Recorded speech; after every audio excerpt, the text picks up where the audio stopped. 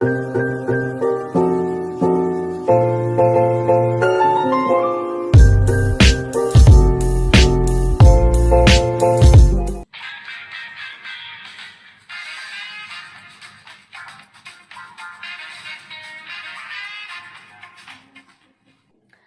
semua, perkenalkan nama saya Sofina dengan PN 2511072, mahasiswi Universitas Internasional Batam, Fakultas Ilmu Hukum dari kelas 3 IHMA. Pada kesempatan kali ini saya hadir di sini dalam rangka menyelesaikan tugas yang diberikan Miss Winselita sebagai salah satu syarat ujian tengah semester. Dalam video kali ini saya akan membahas mengenai materi hukum administrasi negara yang telah saya pelajari hingga saat ini. Let's go! Materi pertama yang akan saya bahas yaitu terkait definisi dan ruang lingkup hukum administrasi negara.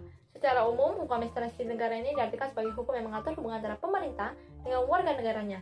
Bagaimana pemerintah ini menjalankan tugasnya untuk memenuhi hak-hak warga negaranya. Pada dasarnya, sangat sulit untuk dapat memberikan definisi yang dapat diterima semua pihak, mengingat ilmu ini sangat luas dan terus berkembang mengikuti pengelolaan suatu negara. Oppenheim mengatakan bahwa Han adalah sebuah gabungan antara ketentuan yang mengikat badan tinggi maupun yang rendah apabila badan itu menggunakan wewenangnya yang diberikan oleh hukum tata negara. Sedangkan, Untres mengatakan bahwa Han digunakan untuk menguji hubungan hukum istimewa yang diadakan agar memungkinkan para pejabat pemerintah negara melakukan tugas mereka secara khusus. Dalam bukunya yang berjudul Pengantar Hukum Administrasi, pada cetakan pertama ia menggunakan istilah hukum tata usaha Indonesia. Yang kedua ia menggunakan hukum tata usaha negara Indonesia, dan yang ketiga ia menggunakan hukum administrasi negara Indonesia. Penggunaan istilah yang selalu berubah ini mencerminkan Han sendiri mengalami perkembangan dari zaman ke zaman. Selanjutnya yaitu mengenai ruang lingkup dan hukum administrasi negara. Isi dan ruang lingkup hukum administrasi negara menurut Van Vollenhoven dalam bukunya yang berjudul On Track Van Had Administrative Tech menunjukkan skema Han dalam kerangka hukum sebagai berikut.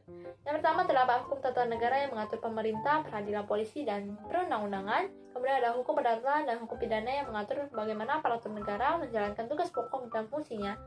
Kemudian yang ketiga terdapat hukum administrasi negara yang meliputi hukum pemerintah, hukum peradilan, baik dalam hukum acara pidana, hukum acara perdata, maupun hukum peradilan administrasi negara. Kemudian juga terdapat hukum kepolisian serta hukum proses perundangan. Pendapat Van Vollenhoven ini dikenal juga dengan nama residu teori. Materi yang kedua yaitu tentang kaitan negara hukum dengan hukum administrasi negara. Konsep negara hukum yang dianut Indonesia adalah restat di mana negara berdasar atas hukum, bukan atas kekuasaan atau disebut juga dengan mastat. Namun ada perbedaan antara restat dan rule of law. Indonesia sendiri tidak menganut rule of law. Apa sih perbedaannya? Konsep negara hukum restat biasa dianut oleh negara dengan sistem hukum civil law, sedangkan rule of law biasa dianut oleh negara common law. Restat mengakui adanya peradilan administrasi, sedangkan rule of law mengakui persamaan di hadapan hukum. Dilihat dari perbedaan ciri-ciri, restat memiliki ciri-ciri adanya pengakuan dan perlindungan terhadap HAM, mengakui pembagian kekuasaan yang berdasarkan pada trias politika sehingga tidak ada lembaga yang lebih tinggi di bawah konstitusi. Adanya pemerintahan yang berdasarkan undang-undang, adanya peradilan administrasi, dan adanya kepastian hukum. Sedangkan rule of law terdapat supremasi hukum, persamaan di hadapan hukum, adanya konstitusi yang didasarkan pada hak-hak perseorangan. Persamaan dari keduanya yaitu adanya jaminan dan perlindungan HAM terhadap warga negaranya, serta pemerintahan dijalankan atas hukum, bukan atas kekuasaan manusia. Sedangkan jika dibedakan dengan mastat, maka hal ini mengatur negara berdasarkan pada kekuasaan, di mana terdapat ciri-cirinya, yaitu penyelenggaraan negara sentralistik, pemerintahan berkuasa dalam waktu yang sangat lama, HAM tidak dihargai, perbatasan yang ketat, segala hal yang dilakukan berdasarkan hak penguasa, hanya golongan tertentu yang memiliki kekuasaan tinggi dan dapat menguasai negara. Terjadinya korupsi karena kepemimpinan yang dominan pada golongan tertentu. Contoh dari negara mastat ini yaitu Irak, Jerman, Italia, Kamboja, dan Korea Utara. Selanjutnya, asas negara hukum. Yang pertama, asas monopoli paksa, di mana memonopoli kekuasaan negara dan penggunaan paksa yang membuat rakyat menuruti pemimpinnya. Asas persetujuan rakyat, di mana kekuasaan negara harus mencerminkan kedaulatan rakyat dan tidak dapat diwakili. Yang ketiga, asas persekutuan hukum, di mana rakyat dan penguasa negara bersama-sama dalam persekutuan hukum tersebut. Cakupan hukum administrasi negara yang pertama yaitu memberikan perlindungan hukum terhadap warga negara, mengatur wewenang, tanggung jawab, fungsi, dan tingkah laku para pejabat, menetapkan norma fundamental bagi penguasa negara. Materi yang ketiga yaitu konsep negara hukum. Indonesia adalah negara hukum sebagaimana tertuang dalam pasal 1 UUD 1945. Power tends to corrupt and absolute power corrupts absolutely. Itu yang diungkapkan oleh Lord Acton. Di mana kekuasaan yang absolut cenderung melakukan penyimpangan, karena itu agar tidak terjadi kesewenangan harus dilakukan pembatasan melalui mekanisme hukum. Dalam negara hukum terdapat hukum klasik dan modern. Dengan perbedaannya yaitu negara hukum klasik hanya menjaga agar tidak terjadi pelanggaran terhadap ketentraman dan kepentingan hukum, melindungi hak asasi secara pasif, tidak campur tangan dalam bidang perekonomian maupun penyelenggaraan kesejahteraan. Sedangkan negara hukum modern menjaga keamanan seluas-luasnya serta menjaga keamanan sosial dan menyelenggarakan kesejahteraan umum berdasarkan prinsip hukum yang benar dan adil, sehingga hak asasi warga terjamin dan terlindungi. Negara hukum Indonesia menurut UUD 1945 mengandung prinsip sebagai berikut. Bersumber pada Pancasila sebagai hukum dasar nasional, menerapkan sistem konstitusi, berkedaulatan rakyat atau demokrasi, kesamaan kedudukan dalam hukum pemerintahan, adanya organ pembentuk UU seperti Presiden dan DPR, sistem pemerintahannya adalah presidensial dan kekuasaan kehakiman bebas dari kekuasaan lainnya. Selanjutnya terdapat Stephen Bow teori atau pertingkatan hukum yang dikemukakan oleh Hans Kelsen, di mana peraturan mulai dari umum hingga spesifik, semakin ke bawah semakin menuju hal yang konkret, sehingga dikenal dengan nama lex specialis, decoralat lex generalis, artinya hukum yang spesifik mengarahkan sifat yang umum. Pertingkatan ini diantaranya itu UUD 1945, TAP MPR, Peraturan Perundang-undangan, Peraturan Pemerintah, Peraturan Presiden, Peraturan Daerah Provinsi, dan Peraturan Daerah Kabupaten atau Kota, di mana terdapat Pancasila sebagai posisi teratas dari hierarki ini. Kemudian selanjutnya, negara hukum terdapat 13 prinsip, yaitu supremasi hukum, persamaan dalam hukum, asas legalitas, pembatasan kekuasaan, organ-organ eksekutif independen, peradilan bebas dan tidak memihak, peradilan tata usaha negara, peradilan tata negara, perlindungan HAM, bersifat demokratis, berfungsi sebagai sarana dalam mewujudkan tujuan negara, transparansi, dan kontrol sosial. Materi yang keempat yaitu negara demokrasi. Secara etimologis, menurut Abraham Lincoln, demokrasi memiliki pengertian pemerintahan dari rakyat oleh rakyat untuk rakyat. Demos artinya rakyat dan kratos artinya pemerintahan. Pengertian ini menunjukkan bahwa rakyat sebagai pemegang kekuasaan tertinggi dan pemegang penuh kekuasaan. Terdapat 3 jenis pemerintahan yang tidak demokratis. Yang pertama, pemerintahan non-legitimasi, yaitu pemerintahan yang tidak dijalankan untuk masyarakat. Yang kedua, pemerintahan otoriter, pemerintahan yang dijalankan berdasarkan atas kekuasaan. Yang ketiga, pemerintahan korup, pemerintahan yang dikuasai penuh oleh penguasa. Berdasarkan dari pandangan Franz Maximus Suseno, suatu negara disebut sebagai demokrasi jika memenuhi 5 unsur.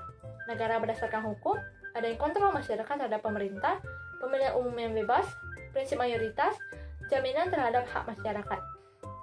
Kemudian terdapat bentuk demokrasi yang dilihat dari berbagai pendekatan dan sudut pandang. Demokrasi formal, demokrasi yang menjunjung tinggi persamaan dalam bidang politik tanpa disertai upaya yang mengurangi atau menghilangkan kesenjangan dalam ekonomi dengan tujuan agar mendapatkan kesempatan ekonomi dan politik yang sama. Demokrasi material, demokrasi yang menekankan pada upaya-upaya dalam menghilangkan perbedaan dan kesenjangan dalam pemenuhan hak warga negara di bidang ekonomi dan politik. Misalnya menghilangkan stigma perempuan tidak boleh memimpin. Bentuk yang ketiga yaitu demokrasi gabungan. Demokrasi yang sintesis antara demokrasi formal dan material. Demokrasi ini berupaya mengambil hal-hal baik dan membuang hal-hal buruk dalam konteks tentang pemenuhan politik dan ekonomi. Terdapat 3 bentuk demokrasi berdasarkan cara penyampaiannya. Yang pertama, demokrasi langsung. Rakyat secara langsung menggunakan kehendaknya untuk menyampaikan aspirasinya secara langsung di dalam rapat yang dihadiri oleh seluruh rakyat. Misalnya, seperti di Amerika, terdapat sistem polling online. Kemudian, demokrasi perwakilan atau representatif. Rakyat menyalurkan kehendak dengan memilih wakil-wakilnya untuk duduk di dalam DPR dan menyalurkan pendapat dari rakyat. Yang ketiga, demokrasi referendum, yaitu gabungan antara demokrasi langsung dan perwakilan. Rakyat memilih wakil-wakilnya untuk duduk dalam DPR, namun dikontrol rakyat dengan penyaluran suara kepada wakilnya, jadi wakil yang akan menyampaikannya. Materi yang kelima yaitu putusan peradilan tata usaha negara atau petun. Tujuan dibentuknya petun yaitu untuk menyelesaikan sengketa atun antara pemerintah dengan warga negara serta melindungi masyarakat dari tindakan pemerintah yang dianggap melanggar hak warga negara. Dasar hukum dari petun ini dalam rangka mewujudkan Indonesia sebagai negara hukum, Presiden meresmikan UU Nomor 5 Tahun 1986 tentang petun yang diubah menjadi UU 9 Tahun 2004 dan diubah lagi menjadi UU Nomor 51 Tahun 2009. Selain itu juga terdapat kekuasaan kehakiman yang diatur dalam Pasal 24 UUD 1945 dan UU Nomor 4 Tahun 2004. Yang mana kekuasaan kehakiman dilaksanakan sebuah Mahkamah Agung dan badan peradilan di bawahnya dalam lingkungan peradilan umum, agama, militer, dan tata usaha negara. Peradilan tata usaha negara adalah peradilan yang paling mudah dari peradilan lainnya, sehingga jumlahnya sangat sedikit. Letak peradilan tata usaha negara, peradilan tingkat pertama berada di tingkat kabupaten atau kota, dan peradilan tingkat 2 berada di tingkat provinsi. Namun belum semua kota dan provinsi ada petun. Total di Indonesia ada 28 petun tingkat 1 dan hampir seluruh provinsi. Dan terdapat 4 petun di tingkat 2, yaitu Peradilan Tinggi Tun yang ada di Medan, Jakarta, Surabaya, dan Makassar. Jadi di Jogja hanya ada petun tingkat 1. Jika mau banding harus ke Surabaya. Yurisdiksi petun. Yurisdiksi petun tidak hanya membicarakan wilayah, tetapi mengenai kekuasaannya juga. Sebelumnya dalam UU nomor 5 tahun 1986 hanya terbatas pada keputusan pejabat tun dan sifatnya limitatif, artinya ada beberapa syarat supaya disebut sebagai keputusan, yaitu keputusan harus dikeluarkan pejabat tun, tertulis, konkret, individual, dan final. Tapi setelah dibentuknya UU nomor 30 tahun 2014 tentang administrasi pemerintahan, yurisdiksi petun diperluas kepada perbuatan faktual pemerintahan dan tidak hanya berdasarkan keputusan pejabat saja. Kemudian pembeda tun dan lainnya. Dilihat dari subjek tun terbatas pada masyarakat dan pemerintahan. Yang menjadi penggugat harus masyarakat dan tergugat harus pejabat pemerintah. Karena itu tidak dikenal namanya gugat balik. Kemudian objek yang digugat dulu terbatas pada keputusan, tapi sekarang diperluas dengan perbuatan faktual pemerintah. Selanjutnya materi yang keenam yaitu sumber hukum administrasi negara. Sumber hukum adalah segala sesuatu atau faktor yang dapat menimbulkan hukum dan menjadi tempat ditemukannya hukum itu. Pascan Mutafam menyatakan bahwa sumber hukum merupakan tempat di mana kita dapat mengetahui hukum dan mengenal hukum itu. Sumber hukum ada dua, yaitu hukum material dan hukum formil. Sumber hukum material adalah sumber asal hukum itu, faktor atau materi yang mempengaruhi hukum itu timbul. Nah, seorang legislator harus memperhatikan 3 faktor ketika membuat perundang-undangan. Yaitu pertama faktor historikal, dilihat dari kata menimbang di dalam peraturan perundang-undangan. Kemudian dokumen atau surat dari masa lampau dapat membawa pengaruh terhadap UU baru. Kemudian faktor antropologi sosiologis tentang faktor masyarakat yang menyoroti lembaga-lembaga sosial. Misalnya dari pandangan ekonomis, psikis, sosial, dan lainnya. Yang ketiga, faktor filosofis. Terdapat 2 hal yang mempengaruhi, yaitu sumber yang menentukan sesuatu dianggap adil, kemudian mendorong seseorang untuk menaati hukum tersebut. Lalu mencari tahu, ketika membuat undang-undang, bagaimana agar masyarakat menaati, mengapa harus ditaati, dan mengapa tidak mau menaati. Selanjutnya, sumber hukum formil adalah sumber hukum yang menjelaskan tentang bagaimana hukum itu ditemukan dilihat dari bentuk dan pembentukannya. Bentuknya ada 2 macam, yaitu tertulis dan tidak tertulis. Tertulis seperti yang dikemukakan Hans Kelsen, yaitu 7 hierarki perundang-undangan. Kemudian tidak tertulis ada pada konvensi atau hukum kebiasaan serta praktek dari keputusan pejabat pemerintah administrasi negara yang dilakukan secara terus-menerus dan diyakini walaupun tidak tertulis. Materi yang terakhir yaitu mengenai hukum modern. Perkembangannya bermula dari pemikiran Plato sebagai seorang filsuf di mana kala itu menurutnya hukum itu dimaksud sebagai hukum alam, di mana segala sesuatu di alam semesta ini seperti bulan, matahari, bintang, ada sistem yang diatur Tuhan. Jadi hukum alam ini berasal dari Tuhan dan dianggap pasti benar. Hukum ini harus ditafsirkan dan diterjemahkan oleh filsuf dan kemudian menjadi pemimpin negara pada masa itu. Selanjutnya memasuki paham heliosentris yang dikembangkan oleh Galileo Galilei, yang berfungsi untuk mengecek kembali pendapat para filsuf sebelumnya terkait ketuhanan, di mana ditemukan para filsuf bahwa bumi itu pusat dari alam semesta, namun dipecahkan oleh paham ini bahwa ditemukan matahari sebagai pusat dari alam semesta. Kemudian memasuki era pencerahan empirisme. Pada era ini cukup mempengaruhi cara pandang manusia di mana raja berkuasa pada era ini, sehingga cita-cita dan pandangan Plato bergeser, yang mana saat itu dianggap raja adalah wakil Tuhan, sehingga munculkan pemahaman bahwa rakyat ada karena raja dan rakyat harus melayani raja. Kemudian muncul lagi pandangan John Locke dan Montesquieu tentang pembagian kekuasaan yang sangat berpengaruh dalam pandangan hukum. Hal ini mempengaruhi pandangan bahwa raja bukan wakil Tuhan dan mengubah pandangan bahwa raja yang harus melayani rakyat dan tidak boleh sewenang-wenang. Munculnya paham separation of power dari Montesquieu menjadi titik tolak penggulingan Raja Prancis. Kemudian memasuki era kapitalisme, di mana pada era ini dikuasai oleh kaum Bourge atau kaum kelas menengah. Mereka membuat pasar bebas dan kemudian muncullah hukum modern yang dibuat berdasarkan kesepakatan orang banyak namun belum tentu diakui. Sistem hukum modern, segala sesuatu harus terlihat, objektif dan konkret. Ciri-cirinya itu imparsial, menghormati HAM, dibuat berdasarkan kesepakatan, dilihat dari positivismenya, sesuatu yang nyata dan bisa diangkat secara indrawi. Kemudian yang terakhir, John Austin menyampaikan bahwa ada 3 karakter lingkar post-film, yaitu dilihat dari penguasa yang berdaulat, hukum yang dibuat harus ada sanksi, otoritasnya tidak tunduk pada siapapun.